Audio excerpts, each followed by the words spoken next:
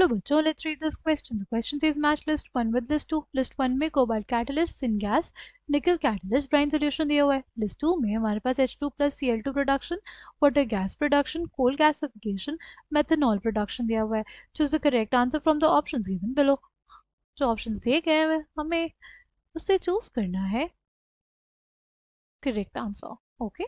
The key concept for this question will be reaction of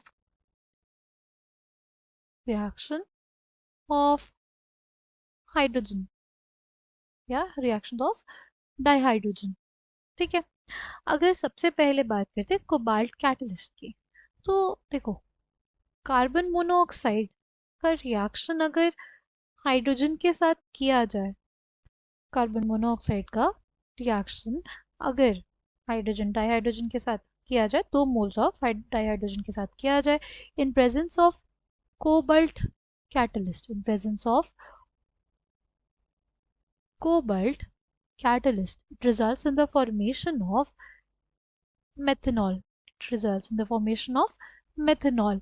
इसलिए A का हमारे पास 4 हो जाएगा. ठीक. नेक्स्ट हमारे पास है सिनगैस. सिनगैस यानी सिंथेसिस गैस, राइट.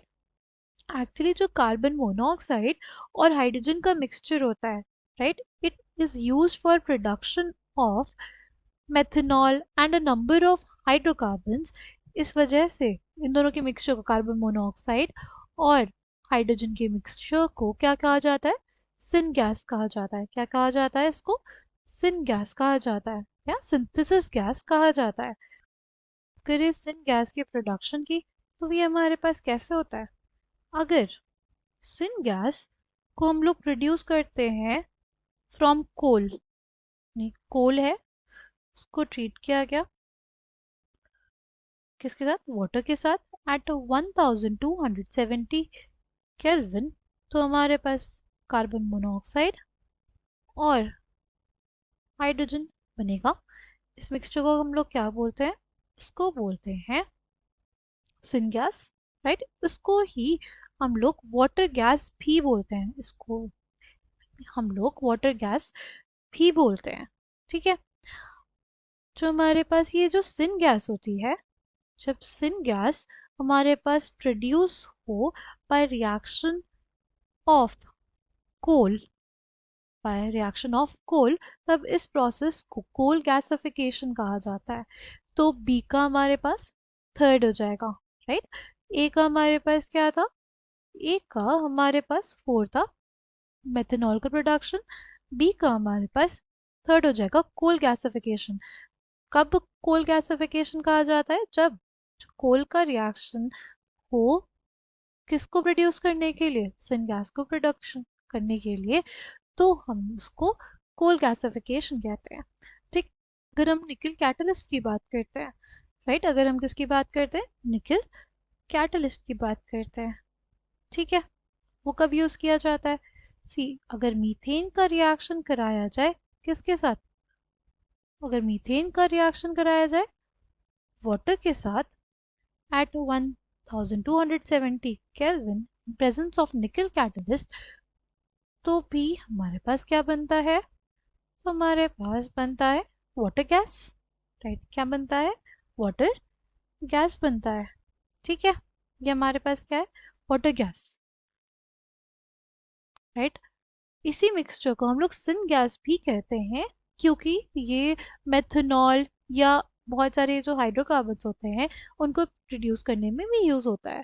तो यानी निकल कैटलिस्ट बेसिकली यूज किया जाता है वाटर गैस के प्रोडक्शन के लिए. इसलिए सी का हमारे पास 2nd हो जाएगा. सी का क्या हो जाएगा? 2nd हो जाएगा.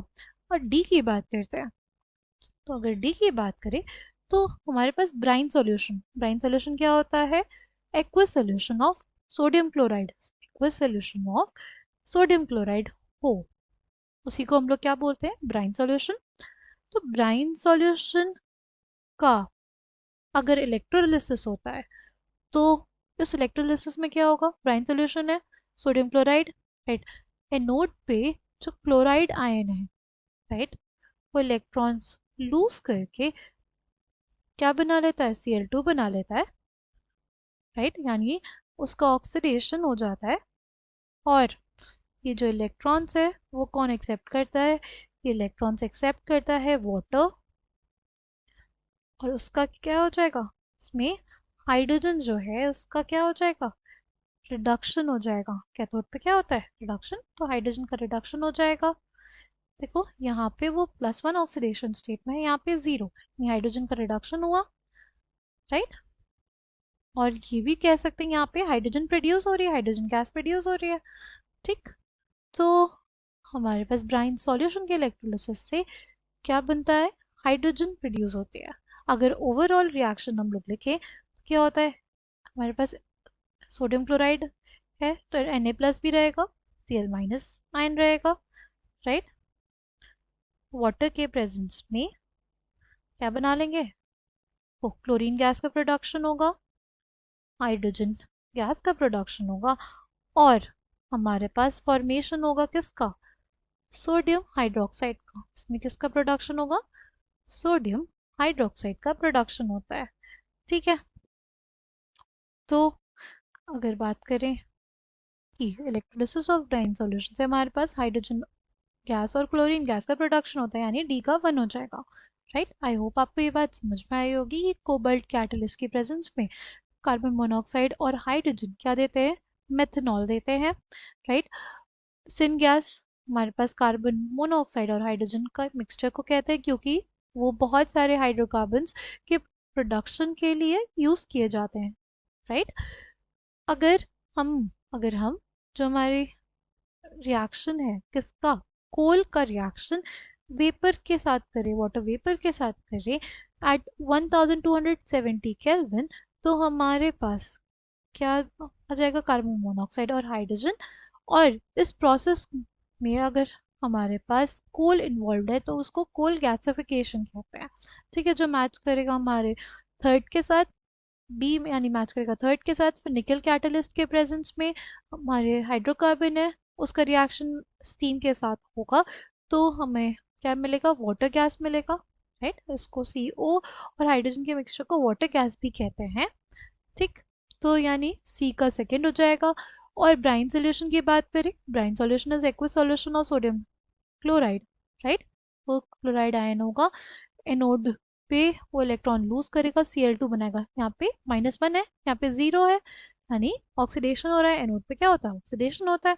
कैथोड है, कैथोड पे रिडक्शन होगा, तो ये दो इलेक्ट्रॉन्स कौन एक्सेप्ट करेगा, वाटर, हाइड्रोजन गैस रिलीज करेगा और हाइड्रोक्साइड आयन बनेगा। ओवरऑल रिएक्शन अगर हम लोग देखें तो हमारे पास हाइड्रोजन गैस और क्लोरीन गैस का प्रोडक्शन हो रहा है, इसलिए डी का फर्स्ट हो जाएगा। ऐसा कौन सा ऑप्शन है जिसमें ये सारे हैं, ये है option number A. I hope you understood it well, thank you, all the best.